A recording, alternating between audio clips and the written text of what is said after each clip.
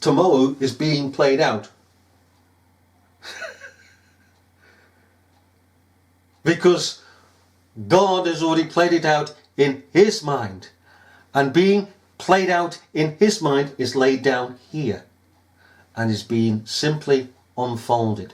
Just as our justification doesn't come willy-nilly. It is set. This is why we have our religion equally called revealed religion. Because it's revealed to us in conviction to conversion on a set date, set time, and as the page of the book of life flicks over, okay, we're on it somewhere. And you go down the passage, you go down the time, yep, and we just flow. We flow through, pardon me, we flow from the Lamb's book of life. We do not flow from the books of works. We put it that way, if you like. We flow. And this is why we have eternal salvation. You can't have eternal salvation by being saved in time. You can't have it. The two don't go together. We flow through. We come through what is known as the regeneration.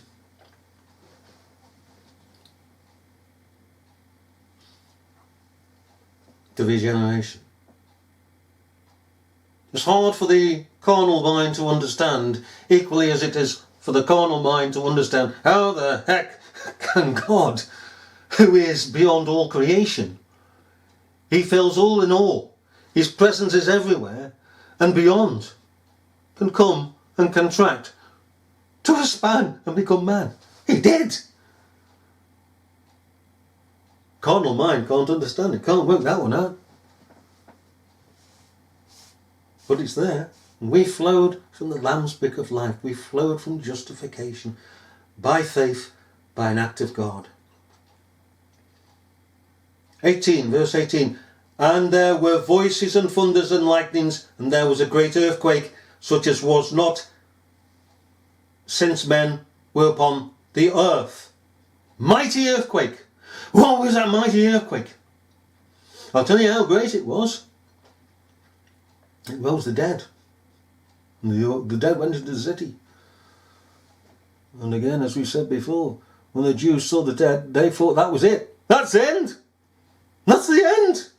A bit like Peggy Isis, who went on holiday in ancient Egyptian times, and if she didn't turn up after she'd been on holiday, the end of the world would end. The end of the world would end. The world would end if she didn't turn up. They were that superstitious. Anyhow, all the graves of the prophets being opened up when in the city. The bodies.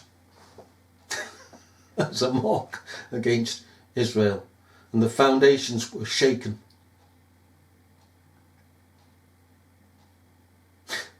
You see, the earthquake is spiritual.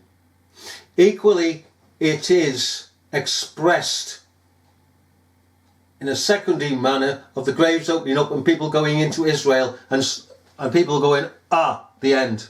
And it wasn't the end. It certainly was the death knell, the end, the shaking of the foundations of Israel. Through Jesus Christ having completed the work and sealing up the work of salvation for his own. The true Israel that is above. The one below must move. And of course it did in time. Because the reverberations took it all away. It took the political setup away. The earthquake undermined everything. Made it all come crashing down. All that political setup. The Romans took it away. And then what should appear upon the world but Christendom? And that soon corrupted itself. Didn't it? The seed of corruption was in it because it was of this world. But there you go.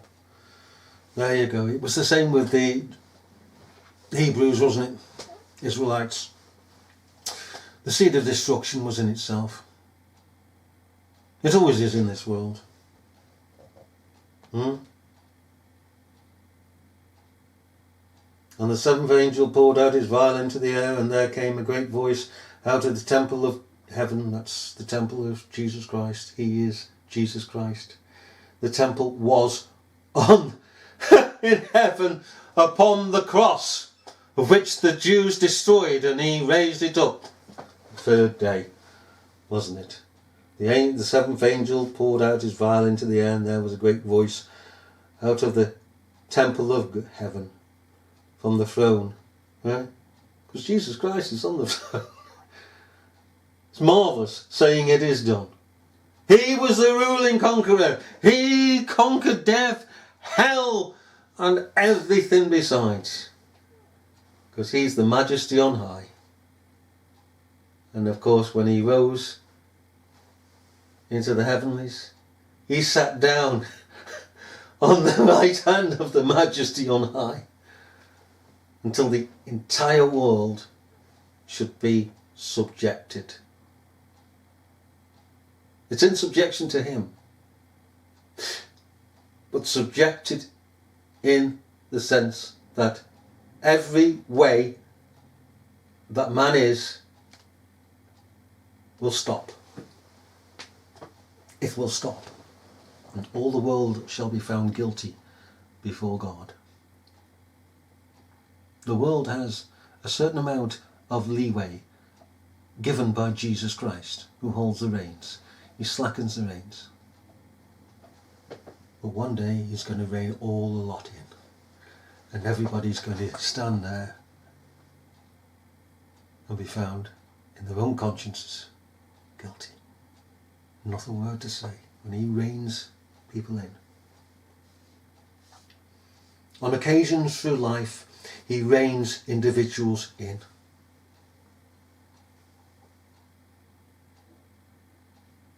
But in the end, he'll rein everyone in. And the great city was divided into 3 parts, verse 19. The great city. The great city into 3 parts. And the cities of the nations fell. This equally is so not just for Israel, Jerusalem, but the Antichrist that should lead to the Antichrist, because Imperial Rome was anti-Christ, would have Christ put to death, along with the Jews would have Christ put to death, so they themselves, the Jews, Judaism is anti-Christian. But being the monster, the beast that came out of the sea, Imperial Rome, sea of mankind, alright, that foundation also was destroyed, and it would collapse, eventually collapse, even as Israel collapsed. And I'll say this, with Israel, Jerusalem, the people not only fought after Christ was crucified and rose for his people, they fought the Jews. Sorry, the Jews fought Imperial Rome, but the point is that it took until AD 70 to destroy Israel. And then many years, 100 years on, as Imperial Rome, the vastness of Imperial Rome, it took time, it all collapsed in the west and then in the east. The point being is that people thought that things would go on as before. Same old day, Sid. That same, and day will go on, day will go on.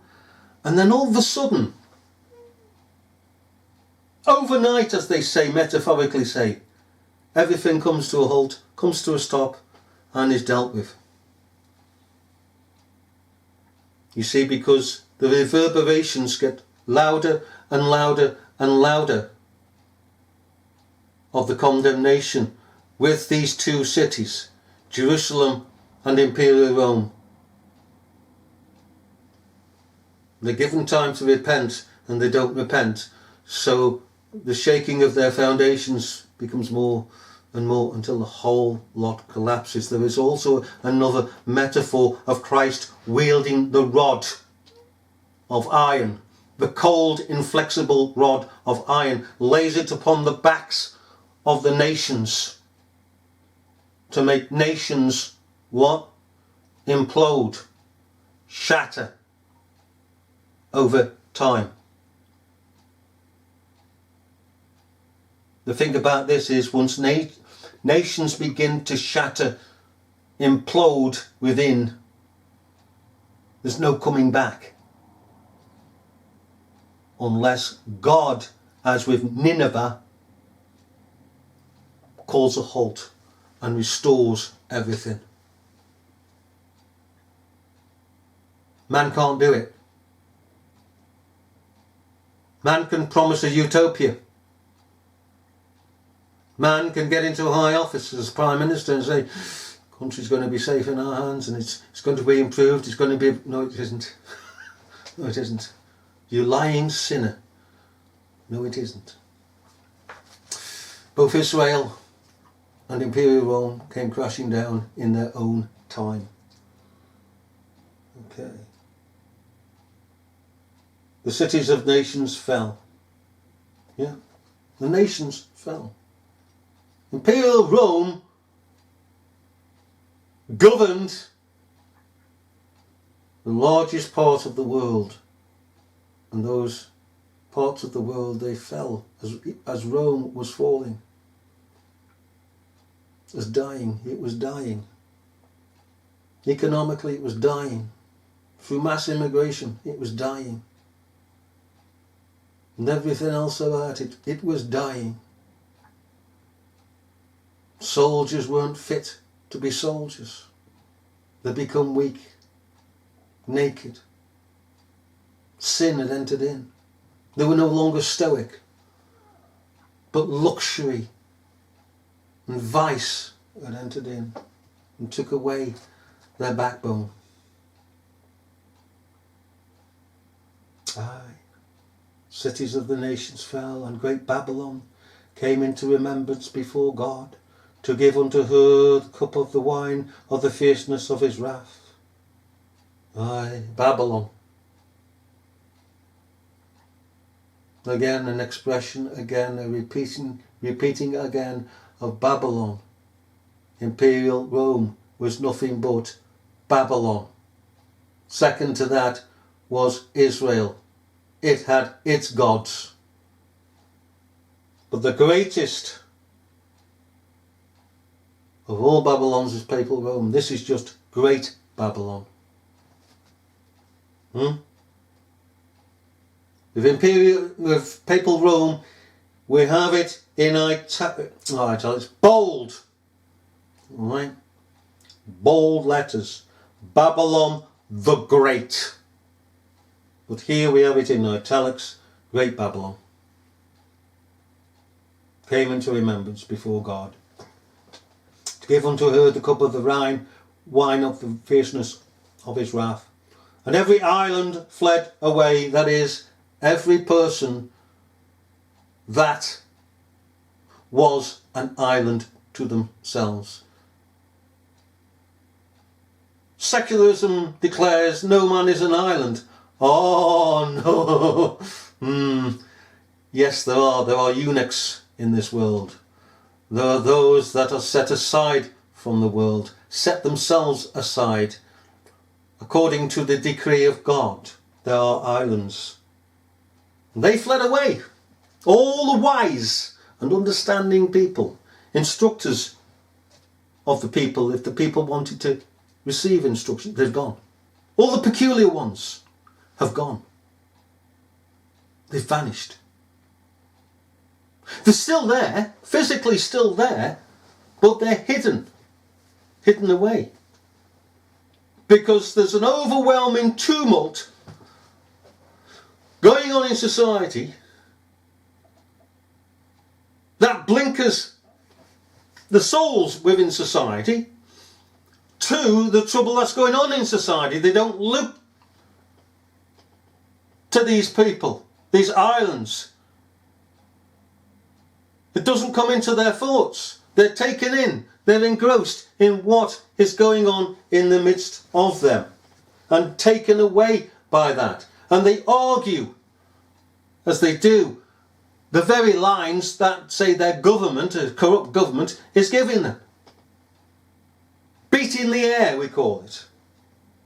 If they go to the islands, the singular people, they would get solid instruction in order to use that solid instruction as a weapon, because it is a weapon, to fire back at the corruption. You can't deal with corruption by corruption. That's why we need teachers in corners. Alright, away from it all. Their own little islands. The mountains were not found. Aye. The mountains. What are the mountains? Mountains of reason and of truth and of righteousness. None of the mountains. Not one of these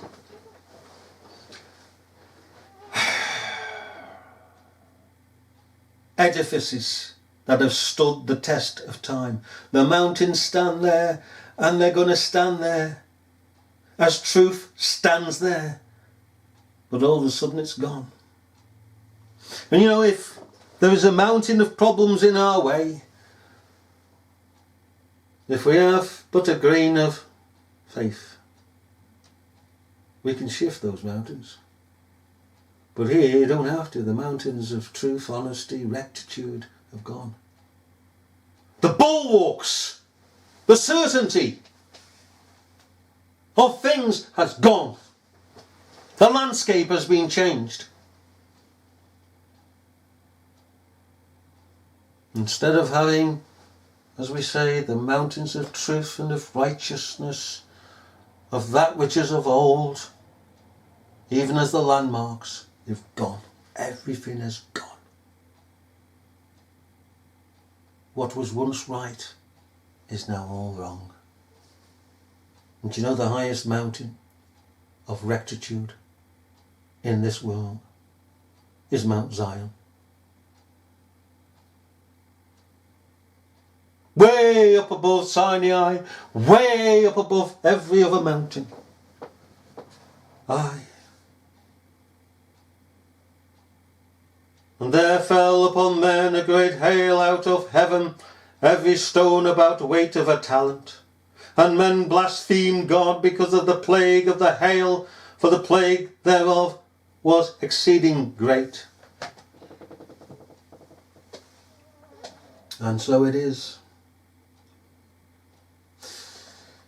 God rains down upon the wicked, and upon the heads of the wicked, like hail.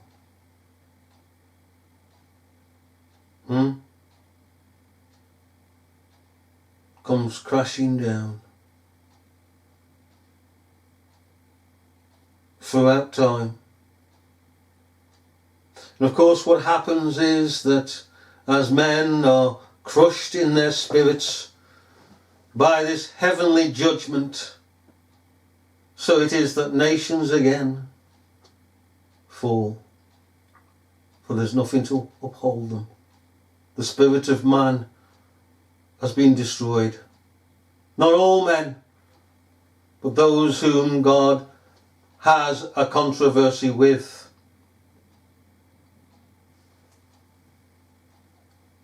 And you know, the only way to save a nation is to appoint godly people. But evil won't allow that. And of course it is within the decrees of God. And the people get what they want. Deserve what they want. And we just pass by as sojourners, travellers through this world.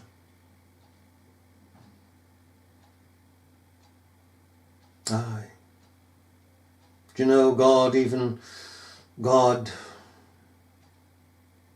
whets his arrows, another metaphor, and fires them at the ungodly, at his enemies. He has all means and every mean in his armoury to afflict people after this manner, after that manner, after every manner. You see, God is a living God. And of course, with life, it's living, isn't it? It's life. This world exists. It doesn't exactly live, but it exists. We live. We that are justified by an act of God, we live. We live. And it's through faith, and that not of ourselves, as we say, or as the scriptures rather say, it is the grace of God. It's a gift of God. By grace are ye saved, and that not of yourselves. It is a gift of God. Now, Romanism shall eventually, one day, with its man of sin, son of perdition, shall perish.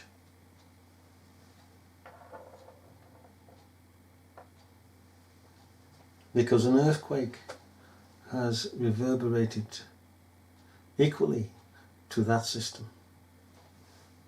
You see, it couldn't hold, could it, against the Reformation? The Reformation gave it a blow that it could not recover from.